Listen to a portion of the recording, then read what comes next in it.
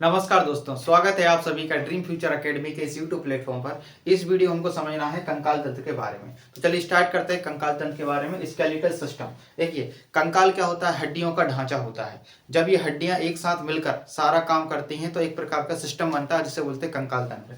तो कंकाल तंत्र क्या होता है? हड्डियों का समूह को क्या बोलते हैं? कंकाल तंत्र कहा जाता है। अब ये किससे मिलकर बनता है? तो ये बोन और कार्टिलेज से मिलकर बनता है। मेनली दो चीज होती है, बोन यानी हड्डी, आपके अंदर हड्डी होती है, और एक सॉफ्ट बोन पाई जाती है, नरम हड्डियां होती हैं जिनको कार्टिलेज कहा जाता है। जैसे ये कान की ये सॉफ्ट बोन होती है, तो कान के अंदर जो हड्डियां रहेंगी, मेलियस, इनकस, स्टेप्स, कान के अंदर 3 हड्डियां होती हैं, वो तो होती हैं। इसके अलावा देखना है, आप ठंडी के दिनों जब टोपा वगैरह पहनते हैं तो कान ऐसे मुड़ जाता है, और जब आप टोपा निकाल लेते हैं तो ये दर्द करने लगता है। तो ये भी छोटी छोटी हड्डियों से मिलकर बना है। जो सॉफ्ट बोन होती हैं उन्हें बोलते हैं कार्टिलेज। तो बोन हार्ड होती हैं और कार्टिलेज सॉफ्ट होती हैं। तो इन दोनों चीजों से मिलकर जो समूह बनता है उसे बोलते हैं कंकाल तंत्र। हाल में मांसपेशियां पाई जाती हैं हड्डियों के ऊपर, मांसपेशियां यानी जो मसल्स होती हैं वो भी पाई जाती हैं। तो ये बोन कार्टिलेज से मिलकर स्केलेटल सिस्टम बनता है, या बोन कार्टिलेज मसल्स, आप दोनों मान लो या तीनों मान लो, ठीक है। इनसे मिलकर क्या बनता है? आपका स्केलेटल सिस्टम बनता है। अब देखिए, हड्डियों का अध्ययन क्या कहलाता है? ऑस्टियोलॉजी कहलाता है। हिंदी और इंग्लिश में सेम नाम है। तो study of bone is known as osteology, और स्टडी ऑफ कार्टिलेज यानी जो सॉफ्ट बोन है, कार्टिलेज की स्टडी क्या कहलाती है? कॉन्ड्रोलॉजी, क्योंकि इसके अंदर जो सेल पाई जाती है उन्हें बोलते हैं कॉन्ड्रियोसाइट्स, और हड्डी के अंदर जो सेल पाई जाती है उन्हें बोलते हैं ऑस्टियोब्लास्ट। तो इन दोनों की, इसलिए इसको स्टडी क्या कहलाती है? Study of bone is known as osteology, और study of cartilage is known as chondrology. Total 206 हड्डियां होती हैं, आप सभी को जानते होंगे। 206 जो हड्डियां होती हैं ये एडल्ट में होती हैं। 25-26 साल की उम्र में पूरी तरह हड्डियां बन जाती हैं। तो जो व्यक्ति 20 से 25 साल का है उसके अंदर पूरी हड्डियां होंगी 206। और जो बच्चे होते हैं 8-10 साल तक के बच्चे, उनमें लगभग 300 से ज्यादा हड्डियां होती हैं। आप बोलोगे बच्चों में ज्यादा होती हैं, बड़ों में कम होती हैं? हाँ, डेफिनेटली ऐसा ही होता है, क्योंकि यहाँ पर एक ह्यूमरस होती है। अभी पढ़ाएंगे आपको पूरी हड्डियां। ये जो ह्यूमरस होती है, यहाँ पर 3-4 हड्डियां होती हैं। जब मालिश वगैरह करती है ना दादी वगैरह, अच्छा तेल में लगा के, तो ये जो 4-5 हड्डियां होती हैं वो एक बन जाती है, जिसे ह्यूमरस बोलते हैं। तो इस प्रकार आपकी हर जगह, जैसे रीढ़ की हड्डी में 26 हड्डियां होती हैं, बच्चों में 33 हड्डियां होती हैं, तो 33 से देखो 26 हो गई। तो ये जो चेंजेस देखने को मिलते हैं, ये क्यों होते हैं, क्या होता है, हम आपको पढ़ाएंगे। तो बच्चों में होती 300 ज्यादा, और बड़ों में होती 206 हड्डियां। इतना क्लियर हो गया होगा आपको, ये बेसिक था। अब देखते हैं कंकाल तंत्र जो होता है, इसके 2 पार्ट होते हैं। एक होता है बाहरी कंकाल तंत्र और एक होता है आंतरिक कंकाल तंत्र। अपने अंदर मोस्टली आंतरिक कंकाल तंत्र पाया जाता है। आंतरिक कंकाल मतलब अंदर, ऑब्वियसली नाम से समझ में आ रहा है। आंतरिक मतलब होता है अंदर की चीजें, और बाहरी मतलब जो बाहर बाहर पाया जाएगा। जैसे आपके जो बाल होते हैं, जो नाखून होते हैं, ये डेड सेल के मिलके बने होते हैं। देखिए, अब इनको आप काटोगे, डेड सेल मतलब मरी हुई कोशिका है, इनको काटोगे दर्द नहीं होगा, लेकिन उखाड़ोगे तो अंदर जो जीवित कोशिका है, उखाड़ोगे तो दर्द होगा। बाल को उखाड़ोगे तो दर्द होगा, लेकिन काटोगे तो दर्द नहीं होता। तो ये डेड सेल का मिलके बनता है। अपने अंदर कौन सा पाया जाता है? अपने अंदर आंतरिक पाया जाता है। अब दोनों में डिफरेंस देखते हैं होता क्या है, ध्यान समझेंगे। पहला देखते हैं बाहरी कंकाल तंत्र। बाहरी कंकाल तंत्र इंग्लिश में बोलते हैं एक्सोस्केलेटल सिस्टम। बाहरी कंकाल तंत्र जो होता है वो डेड सेल से मिलकर बना होता है, मरी हुई कोशिकाओं से मिलकर बनता है। ये कवच जो होते हैं, सेल्स, जो विभिन्न जीव होते हैं ना, कॉकरोच वगैरह, टिड्डी टिड्डा होते हैं, उनके बाहर देखना जो कवच होता है, ठीक है, स्ट्रक्चर जो होता है उसे सेल या बाहर का स्ट्रक्चर बोलते हैं। पंख, पक्षियों के जो पंख होते हैं वो डेड सेल के मिलके बनते हैं, फीदर जिन्हें बोलते हैं। सल्क स्केल, जो सांप वगैरह होता है उसमें देखना केंचड़ी होती है सांप के ऊपर, जिसको वो निकाल देता है। या जो मछली वगैरह देखना उसके ऊपर सल्क स्केल्स पाए जाते हैं। वो सब इसमें आते हैं बाहरी कंकाल तंत्र में। इसके अलावा वाल, हेयर, आपके जो बाल होते हैं वो इसमें आते हैं बाहरी कंकाल तंत्र में। नाखून वगैरह, ये सारी चीजें किसमें आती हैं? एक्सोस्केलेटल सिस्टम में। अब बात करते हैं कुछ उदाहरण एक्सोस्केलेटल सिस्टम के, जैसे कॉकरोच, टिड्डी टिड्डा, केकड़ा केकड़ी, झींगा झींगी, घोंगा घोंगी, सीप, ठीक है, और कछुआ। अच्छा, कछुए के अंदर दोनों पाए जाते हैं। जो टॉर्टोइस होता है, आप यहाँ इमेज में देखिए, जो कछुआ होता है ना, इसके अंदर बाहरी आंतरिक दोनों पाए जाते हैं, एक्सो और इंटरनल दोनों पाए जाते हैं। कैसे? तो देखो, जो बाहर कछुए का जो खोल होता है, ऊपर का जो स्ट्रक्चर होता है, ये जो दिखाई दे रहा है आपको, ये जो बाहर का होता है ये आता है आपका बाहरी कंकाल तंत्र, क्योंकि बहुत हार्ड होता है। अच्छा, कछुआ इतना हार्ड होता है कि उसको ट्रक वगैरह चढ़ जाएगा ना तो उसको कुछ नहीं होता, लेकिन इसको जो पैर होते हैं ना, पैर और जिसके हाथ होते हैं और मुंडी होती है, इसको अंदर कर लेता है, ठीक है। जैसे कोई खतरा आता है तो ऐसे अंदर कर लेता है, और जैसे ही बाहर चल जाता है तो दिखता हाँ गए, तो फिर बाहर मुंडी ऐसे निकाल लेगा, ठीक है। तो ये कछुआ जो होता है ये आंतरिक और बाहरी दोनों कंकाल तंत्र में आता है। अच्छा, इनकी खराबी ये होती है एक्सोस्केलेटल सिस्टम की, इसमें सबकी शकल एक जैसी दिखाई देगी। कॉकरोच, झींगा झिंगी जितने ही होते हैं, इनका जो स्ट्रक्चर होता है वो एक जैसा दिखाई देता है। लेकिन आंतरिक कंकाल तंत्र का स्ट्रक्चर आपको अलग अलग दिखाई देगा, जिसकी जैसी हड्डी में से आप दिखाई देगा स्ट्रक्चर। चलिए, तो एंडोस्केलेटल सिस्टम की बात करते हैं, ये इसके एग्जांपल आप इसको लिख लेना। अगला है आंतरिक कंकाल तंत्र। देखिए, ये जीवित कोशिकाओं से मिलकर बना होता है। ये मीजोडर्म सेल, जब बच्चा माँ के पेट के अंदर होता है, उससे बोलते हैं एम्ब्रियो स्टेज। तो एम्ब्रियो स्टेज के दौरान ये स्केलेटल सिस्टम बनता है, उससे बोलते हैं मीजोडर्म सेल। 3 प्रकार की सेल होती है, उसमें एक सेल होती है मीजोडर्म। तो मीजोडर्म सेल से ही बनता है। इसके अलावा बोन और कार्टिलेज का बनता है, हड्डी और उपास्थि के मिलकर बनता है। अभी ये पढ़ाएंगे हड्डी और उपास्थि, अगला टॉपिक यही है, ये पढ़ाएंगे। इसके बाद मानव, मुर्गा, मुर्गी इनमें पाया जाता है। बकरी, भेड़, गाय, भैंस, खरगोश इत्यादि में कौन सा पाया जाता है? आंतरिक कंकाल तंत्र पाया जाता है। तो अपन को इस चैप्टर में जो स्टडी करना है वो आंतरिक कंकाल तंत्र के बारे में पढ़ना है। अब देखते हैं कंकाल तंत्र के कार्य। कंकाल तंत्र के प्रमुख कार्य देखते हैं, हमने यहाँ लिख दिए हैं, आपको सिर्फ हेडिंग डाल के लिख लेना है, ज्यादा डिटेल में नहीं लिखना है। देखिए, पहला होता है प्रोटेक्शन ऑफ इंटरनल ऑर्गन, आंतरिक अंगों की सुरक्षा। आंतरिक अंग कौन से होते हैं? जैसे हार्ट, लीवर, किडनी, इन सबको सुरक्षा कौन देता है? आपका ये कंकाल तंत्र देता है। जैसे हार्ट यहाँ अंदर होता है, अब हार्ट ये अंदर है, अब यहाँ पर आपका ये पिंजड़ा होता है, जिसे आप बोलते हैं पसलियाँ कहा जाता है, रिप्स, यहाँ पर पढ़ाएंगे अभी। जो रिप्स होती हैं, ये इसके अंदर आपका हार्ट है। रिप्स के अंदर एक पिंजड़ा बना, उसी के अंदर आपका यहाँ पर फेफड़े वगैरह और हार्ट है। तो ये जो आपका अंग है, इसको बाहर से सुरक्षा कौन दे रहा है? कंकाल तंत्र। आप यहाँ मारते हैं तो आप बोलते हैं मर्द का बच्चा हो, हाथ लगा के देखा, ठीक है, यहाँ तिल में तेज तेज मार रहे हैं हार्ट में, तो आपको वो नहीं लगती चोट, क्योंकि बाहर क्या है? पंजड़ों का आपके हड्डियां हैं। लेकिन ये हटाओ और फिर मारो, बोले मर्द का बच्चा, मार के दिखाओ, निपट जाओगे तुरंत, ठीक है, हार्ट मार्ट फेल, ठीक है। तो आंतरिक अंगों की सुरक्षा कौन करता है? कंकाल तंत्र करता है। दूसरा, संचलन में सहायता करता है, मूवमेंट। आप एक स्थान से दूसरे स्थान जाते हैं, यहाँ से वहां जा रहे हैं, वहां से यहाँ जा रहे हैं, तो ये किसकी वजह से चल पाते हैं? तो आप चल पाते हैं कंकाल तंत्र की वजह से। इसके अलावा निश्चित आकृति एवं सहारा देता है। सहारा मतलब जानते हो, ठीक है, certain shape and support, support देता है और शेप देता है। आपका जो ढांचा है, आपकी जो बॉडी बनी है, वो हड्डियों को, किसी की हड्डी लंबी है तो देखना वो थोड़ा ऐसा लंबा दिखेगा, किसी की हड्डियां छोटी हैं तो छोटा दिखेगा। तो शेप एंड साइज कौन देता है? आपका यही देता है, ठीक है। अगला है, हड्डियों के अंदर ही क्या होता है? आपके मिनरल्स और फैट का स्टोरेज होता है। खनिज एवं वसा का भंडारण होता है। खनिज क्या होते हैं? इसमें मैग्नीशियम, कैल्शियम, फास्फोरस, ये हड्डियों के अंदर होता है, अभी बताएंगे आपको आगे जाके। इसके अलावा आरबीसी, डब्ल्यूबीसी और प्लेटलेट्स, ये सारी चीजों का फॉर्मेशन कहाँ पर होता है? आपके कंकाल तंत्र के अंदर होता है। ये सारी चीजें आपको पढ़ाएंगे। तो ये होगा कंकाल तंत्र के प्रमुख कार्य। आंतरिक अंगों को सुरक्षा देना, संचलन में सहायता करना, निश्चित आकृति एवं सहारा देना, खनिज एवं वसा का भंडारण और आरबीसी का निर्माण करना। इसके अलावा और भी कई इसके कार्य हो सकते हैं, बस आपको इतना ही ध्यान रखना है। चलिए आगे, अब देखते हैं आंतरिक कंकाल तंत्र के बारे में। इंटरनल स्केलेटल सिस्टम, ये दो चीजों से मिलकर बना होता है, हड्डी और उपास्थि, बोन एंड कार्टिलेज से मिलकर बनता है। तो सबसे पहले अपन शुरू करते हैं अस्थि यानी हड्डी के बारे में। हड्डी जो होती हैं, ये होती हैं कोलेजन फाइबर से मिलकर बनती हैं, छोटे छोटे फाइबर्स होते हैं, उनसे मिलकर बनती हैं। हड्डियों के अंदर जो सेल पाई जाती है उन्हें बोलते हैं ओस्टियोब्लास्ट, और एक और होती है ओस्टियोक्लास्ट। हालांकि जो उपास्थि होती हैं, जो सॉफ्ट बोन होती है, उनसे ही मिलकर हड्डियां बनती हैं। तो आंतरिक कंकाल तंत्र में हड्डी और उपास्थि आती हैं। तो सबसे पहले अपन हड्डी पढ़ रहे हैं। हड्डी का जो फॉर्मेशन होता है किससे होता है? उपास्थि से ही होता है, आपको इतना ही ध्यान रखना है। तो देखो ध्यान से, ये ठोस होती हैं, हार्ड होती हैं, कठोर होती हैं, एकदम बिल्कुल मजबूत होती हैं। कठोर और मजबूत संयोजी ऊतक है।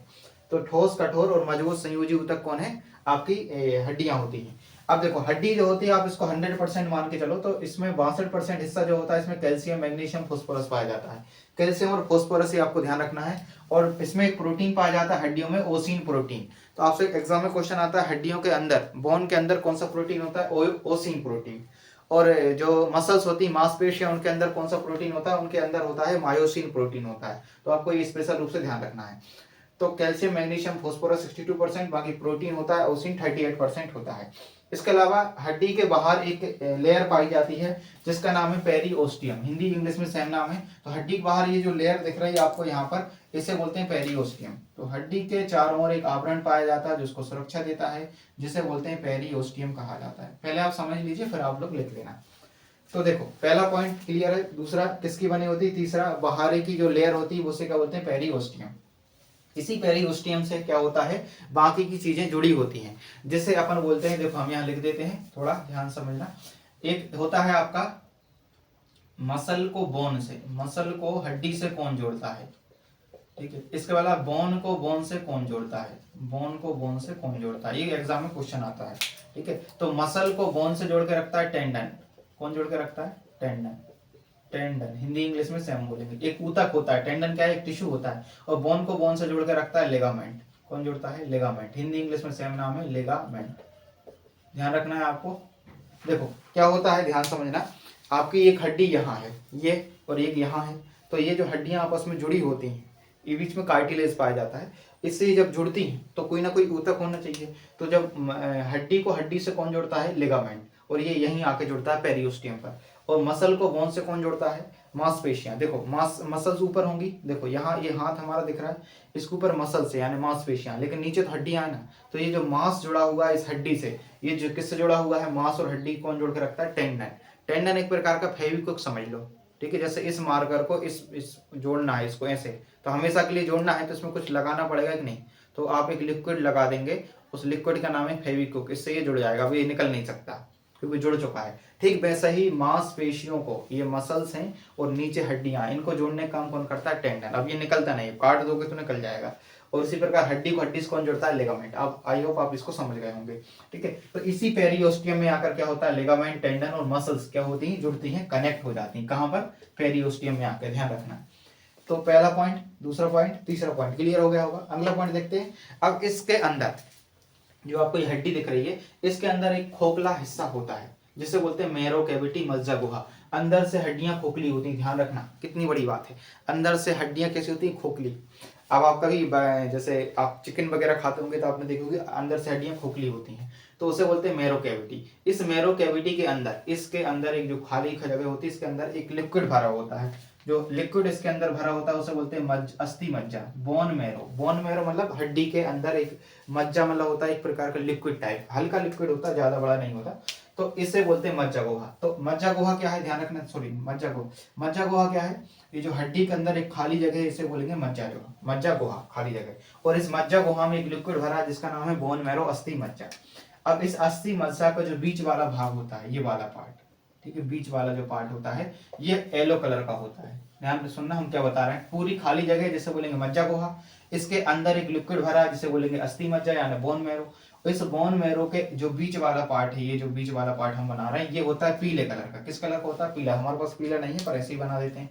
तो ये पीला कलर का जो होता है, ये येलो वाला पार्ट। इसके अंदर बनती है आपकी WBC। तो सोचो WBC और प्लेटलेट्स कहाँ पर बनती हैं, इस बीच वाले पार्ट में, यानी बोन मैरो के अंदर बनती हैं। और साइड वाला जो भाग होता है, आखिरी वाला भाग होता है, किनारे वाला जो भाग होता है, ये लाल कलर का होता है। ये पूरा अंदर का, बाहर का कलर कैसे होता है, लाल कलर का। ये जो लाल वाला भाग होता है, इसे लाल कलर का होता है और इसमें बनती RBC। क्या बनेगी, RBC। और इसके अंदर क्या बनेगी, WBC। तो WBC बाहर वाले पार्ट में, लाल लाल में क्या बनेगी, RBC, यहाँ लिख देते हैं। और इसमें क्या बनती है, WBC, ठीक है। तो आपकी RBC और WBC कहाँ बन रही है, हड्डियों के अंदर ही बन रही है। कितनी बड़ी बात है। और यहाँ पर क्या जुड़ी होती हैं, आपकी ब्लड वेसल, आर्टरीज और वेंस जुड़ी होती हैं। तो आर्टरीज क्या करेंगी, जो RBC बनेगी उसको यहाँ से ले जाके, RBC WBC को ले जाके पूरे ब्लड में ट्रांसपोर्टेशन कर देंगे, पूरी बॉडी में। तो हड्डियों के अंदर ही आपका ब्लड बनता है, खून बनता है। तो ये बड़ी बात है। तो ये आपका हड्डी वाला टॉपिक क्या हो चुका है, कंप्लीट हो चुका है। अगला समझते हैं उपास्थि के बारे में। क्लियर है, आप एक बार इसको रिविजन कर लें, फिर से बता देते हैं। हड्डी जो होती है वो ठोस होती हैं, आपको एक कुछ ध्यान रख लेना, कठोर होती हैं, बस पूरे ध्यान नहीं रखना। कैल्शियम, मैग्नीशियम, फास्फोरस की बनी होती हैं, मोस्टली कैल्शियम और फास्फोरस की बनी होती हैं। जब हड्डियां टूट जाती हैं ना, तो आपको डॉक्टर कैल्शियम और फास्फोरस की टेबलेट देता है ताकि वो जुड़ जाए। 4 से 6 महीने लग जाएंगे। इसका प्रोटीन होता है 38%, जिसे बोलते हैं ओसिन प्रोटीन। मांसपेशियों में, मसल्स में मायोसिन, और इसमें कौन सा पाया जाता है, ओसिन प्रोटीन।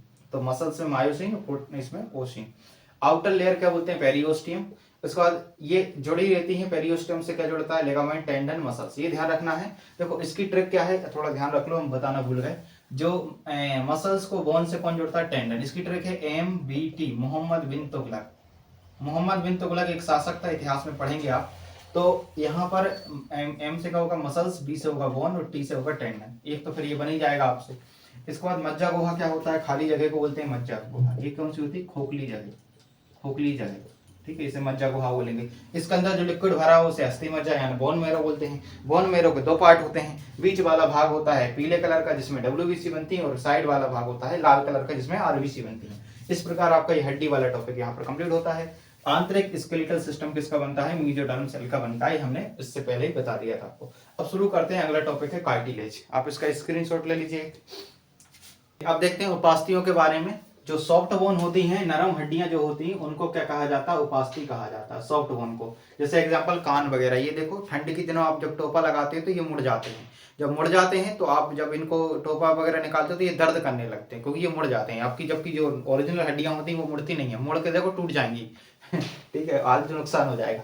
तो उपास्थियां सॉफ्ट बोन होती है, नरम हड्डियां होती हैं। ये कनेक्टिव टिश्यू संयोजी ऊतक से मिलकर बनी होती है। अब आप हमसे ये मत पूछना कि संयोजी ऊतक क्या होते हैं, पढ़ा चुके ऊतक वाले चैप्टर में। तो ये कनेक्टिव टिश्यू की बनी होती है।